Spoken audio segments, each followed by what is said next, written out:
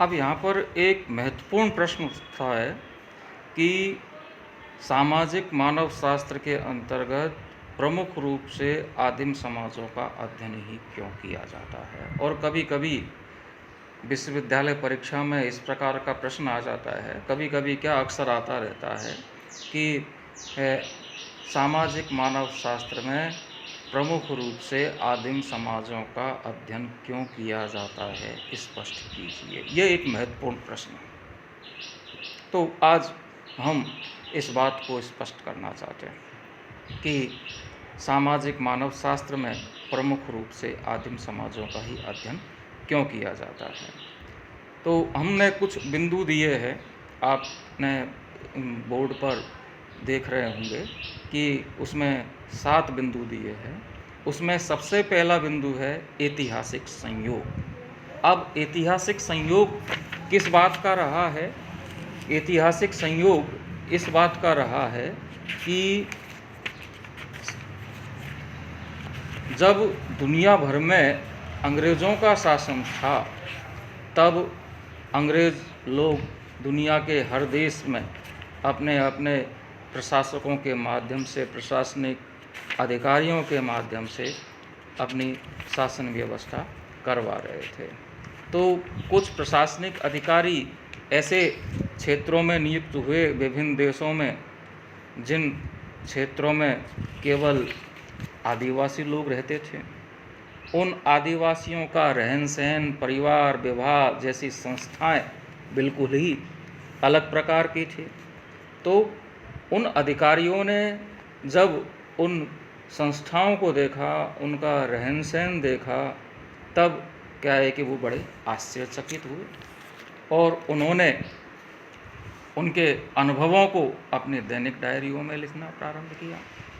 इसके साथ में ही 18वीं शताब्दी में औद्योगिक क्रांति हुई थी। उस औद्योगिक क्रांति की वजह से एक ही स्थान पर अलग अलग जगहों से आए हुए लोग बड़ी बड़ी मशीनों के द्वारा विशाल पैमाने पर उत्पादन करने लगे, जिससे कि बहुत ज़्यादा उत्पादन होने लगा। अब उस उत्पादन को अलग अलग क्षेत्रों में, दूसरे क्षेत्रों में उसका व्यापार करना ज़रूरी था, इसलिए समुद्री मार्गों के द्वारा नए नए देशों की खोज होना शुरू हुआ। साथ में ही ईसाई मिशनरीज भी अपने धर्म प्रचार के लिए अलग अलग देशों में जाने लगे और पर्यटक लोग भी जाने लगे। जब उन्होंने ऐसे आदिम समुदाय के लोगों से संपर्क किया तो उनका रहन सहन, खान पान, भाषा, उनका परिवार, उनके नातेदारी संबंध, उनके विवाह, उनकी राजनीतिक व्यवस्था, कानून एवं प्रथाएं, उनकी अर्थव्यवस्था अलग प्रकार की थी, जिससे कि वो बहुत ही अचंभित हुए। तो उन अनुभवों को उन्होंने अपनी दैनिक डायरियों में लिखना प्रारंभ किया।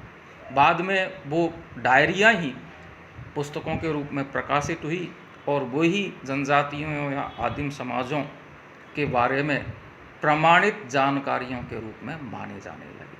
तब ये महसूस होने लगा कि एक ऐसा विषय होना चाहिए जिस विषय के अंतर्गत इन आदिम समाजों का व्यवस्थित अध्ययन हो सके।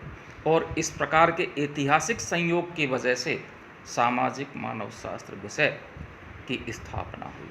तो इस प्रकार से एक ऐतिहासिक संयोग की वजह से सामाजिक मानव शास्त्र के अंतर्गत प्रमुख रूप से आदिम समाजों का ही अध्ययन किया जाता है। नंबर 2 है सामाजिक उद्विकास।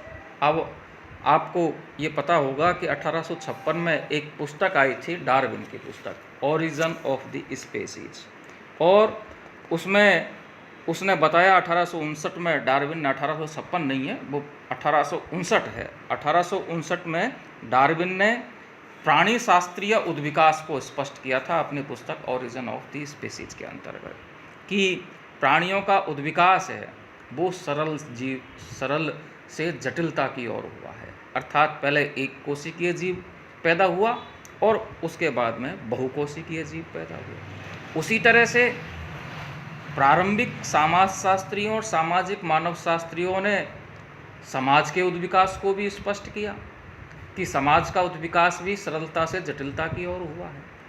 तो वर्तमान समय में जो जनजातीय समाज है या जो आदिम समाज है वो आकार में छोटे होते हैं, उनमें इतनी अधिक जटिलताएं नहीं होती है, बल्कि वो सरल होते हैं, उसमें ज़्यादातर समानताएं दिखाई देती है, विभिन्नताएं कम से कम पाई जाती है। इसलिए अगर हम उसको समझ लेंगे तो हम सामाजिक उद्विकास को स्पष्ट कर सकते हैं कि इन सरल समाजों से ही वर्तमान के औद्योगिक नगरीय जटिल समाजों का विकास हुआ है। तो सामाजिक उद्विकास को स्पष्ट करने के लिए भी सामाजिक मानव शास्त्र के अंतर्गत प्रमुख रूप से आदिम और जनजातीय या सरल समाजों का अध्ययन किया जाता है। नंबर तीसरा बिंदु है अज्ञात के प्रति जिज्ञासा की भावना। ये मानव का एक स्वभाव रहा है कि वह अज्ञात के प्रति जिज्ञासु रहा है शुरू से ही। तो आदिम समाज ऐसे समाज है जिनके बारे में प्राय कम ही लोग जानते हैं जब तक कि उनके संपर्क में न आए। तो सामाजिक मानव शास्त्र के अंतर्गत प्रमुख रूप से आदिम समाजों का अध्ययन अज्ञात के प्रति जिज्ञासा की भावना से भी प्रमुख रूप से किया जाता है।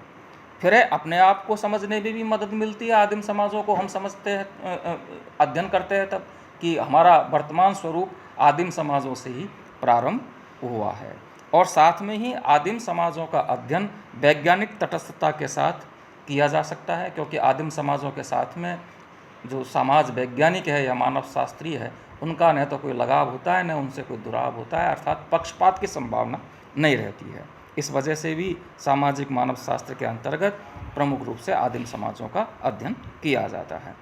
और एक कारण ये भी है कि सांस्कृतिक संपर्क के कारण उनका स्वरूप बदलता जा रहा है, इसलिए या तो उनका अध्ययन अभी कर लिया जाए, वरना बाद में उनका स्वरूप ऐसा बदल जाएगा कि बाद में उनका अध्ययन करना संभव ही नहीं होगा। इसलिए सामाजिक मानव शास्त्र के अंतर्गत प्रमुख रूप से जनजातीय समाजों या आदिम समाजों का अध्ययन किया जाता है। नंबर 7 और अंतिम कारण ये है कि आदिम समाजों के अध्ययन का तात्विक या आंतरिक मूल्य के कारण भी क्या है कि सामाजिक मानव शास्त्र में आदिम समाजों का अध्ययन किया जाता है, क्योंकि हमारा जो वर्तमान स्वरूप है वो आदिम समाजों से ही प्रकट हुआ है। हम जो वर्तमान रूप में जो चल रहे हैं वो हमारा कभी अतीत आदिम समाजों का ही रहा है।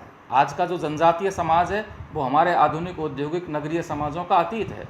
आज का जो आदिवासी मानव है वो हमारा अतीत है। इसलिए इस प्रकार के तात्विक एवं आंतरिक मूल्य के कारण ही भी सामाजिक मानव शास्त्र में प्रमुख रूप से जनजातीय समाजों का या आदिम समाजों का अध्ययन किया जाता है। बहुत बहुत धन्यवाद।